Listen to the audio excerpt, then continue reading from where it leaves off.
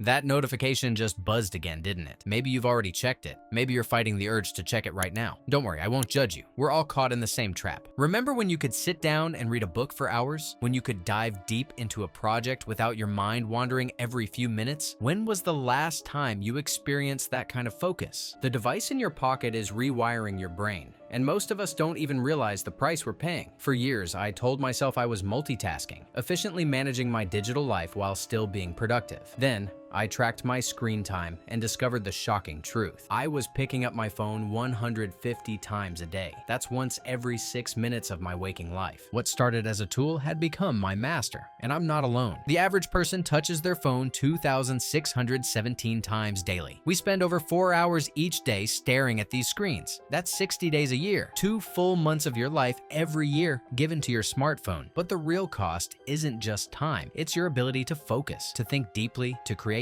to be present in your own life. Today, I want to show you what your smartphone is really doing to your brain, why it matters more than you think, and how you can break free without throwing your phone into the ocean. Your attention has become the most valuable commodity on Earth. Tech companies are fighting for it with weapons designed by the brightest minds in psychology and neuroscience, and they're winning. Every notification, every scroll, every like, they all trigger a tiny dopamine hit in your brain, the same neurotransmitter involved in addiction. Your phone isn't just a device. It's a slot machine engineered to keep you coming back. Each time you switch tasks from work to phone and back again, you're not just losing seconds, you're fragmenting your attention. Studies show it takes an average of 23 minutes to fully refocus after an interruption. 23 minutes. How many times do you check your phone in a workday? The math is devastating. Even 3 quick phone checks can destroy your productive focus for over an hour. But it gets worse. This constant task switching is literally reshaping your neural pathways. Your brain is adapting to constant stimulation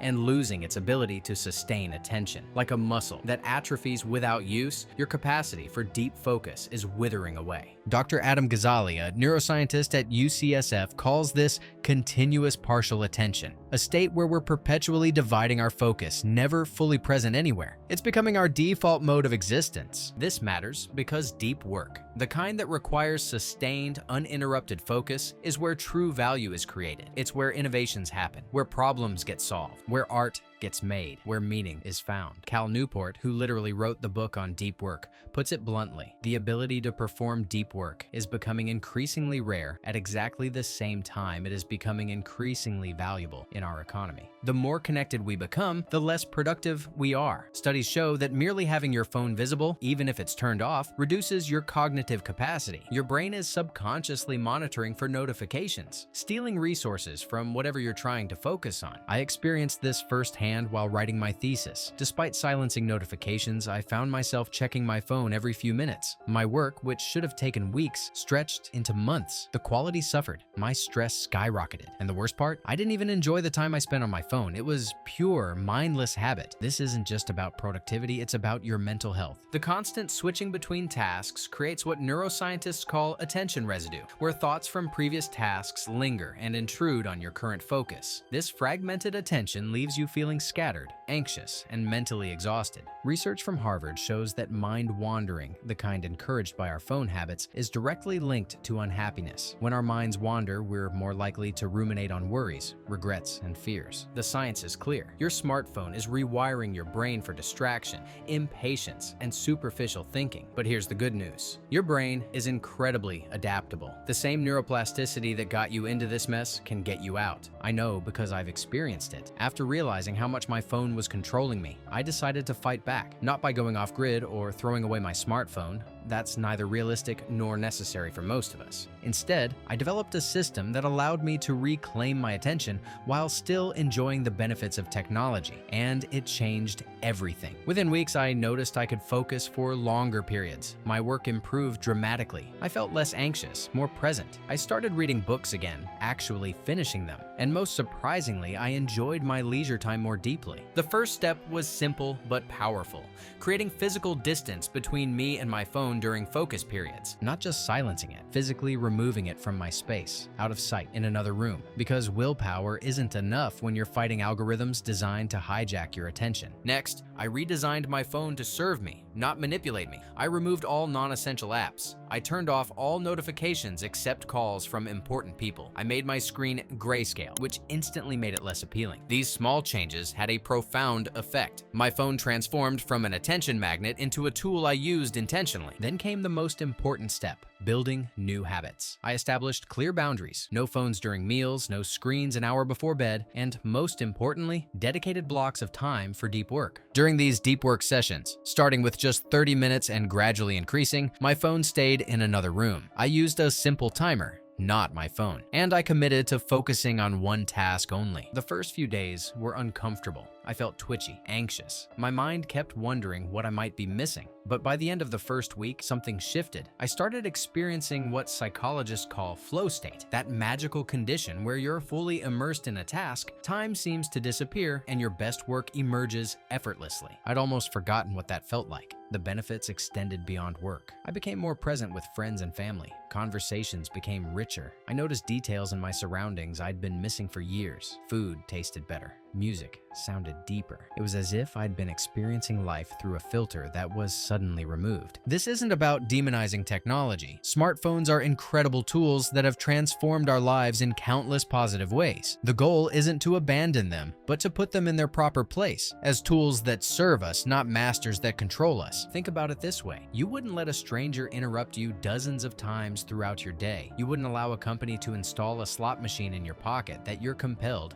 to check every few minutes. Yet that's exactly what we've accepted with our current relationship to our phones. It's time to reclaim your attention, to remember what it feels like to be fully present, fully engaged, fully alive. Start small. Try putting your phone in another room for just 30 minutes while you work on something important. Notice how it feels. Notice the urge to check it. Notice how that urge passes if you don't give in to it. Gradually increase these phone-free periods. Use them for your most important work, your most meaningful relationships, your most rejuvenating self-care. The change won't happen overnight. Your brain has been trained for distraction over many years, but with consistent effort, you'll begin to rebuild your attention span. You'll rediscover the joy of deep focus. You'll create space for your best thinking. And here's the secret most people miss. The benefits of reclaiming your attention aren't just professional, they're deeply personal. When you break free from the constant pull of your phone, you create space for self-reflection, for creativity, for genuine connection. In a world designed to fragment your attention, the ability to focus deeply has become your most valuable resource. It's the key to doing work that matters, building relationships that last, and creating a life of meaning rather than distraction. Your phone isn't inherently good or bad. It's a tool of unprecedented power. The question is, who's controlling whom? I've seen the transformation in my own life and in the lives of countless others who've taken back control. The first days are the hardest. Your brain will fight you. It will create phantom vibrations, making you think you've received notifications when you haven't. It will manufacture emergencies and reasons why you need to check just this once. This is withdrawal, plain and simple. Your brain has become accustomed to constant stimulation. When that stimulation is removed,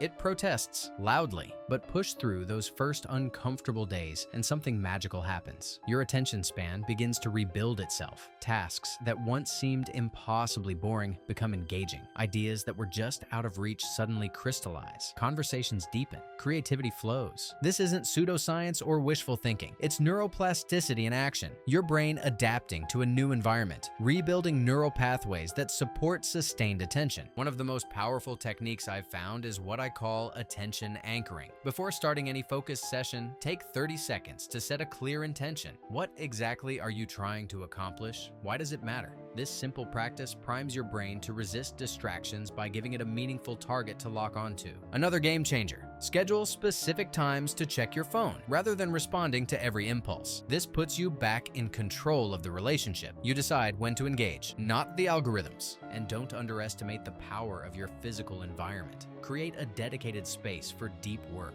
one that's free from digital distractions. Your brain forms associations with physical spaces. Over time, simply sitting in your focus zone will trigger your mind to settle into deep work mode. Remember, this journey isn't about perfection. There will be days when you slip back into old habits. That's not failure, it's feedback. Notice what triggered the backslide, adjust your approach, and continue forward. The stakes couldn't be higher. In a world of increasing automation, the ability to focus deeply, think creatively, and connect authentically are becoming the most valuable human capacities. They're what separate us from machines. They're what make us irreplaceable. By reclaiming your attention from your smartphone, you're not just becoming more productive, you're becoming more fully human. So here's my challenge to you. Start today. Right after this video ends, set a timer for 30 minutes and put your phone in another room. Do something that requires your full attention. Read, write, create, or simply be present with someone you care about. Experience what it feels like to be fully engaged without digital interruptions. It's a small step, but it's the beginning of a profound transformation. If you've made it this far without checking your phone, you're already proving you have more control than you think. And if you're hungry for more insights that might just change how you experience everyday life, there's a simple solution. Just hit that subscribe button. After all, if you're going to let something interrupt your day, shouldn't it be something that actually makes your mind stronger? Daily Deep Dive, because your attention deserves better content than what your phone usually feeds you.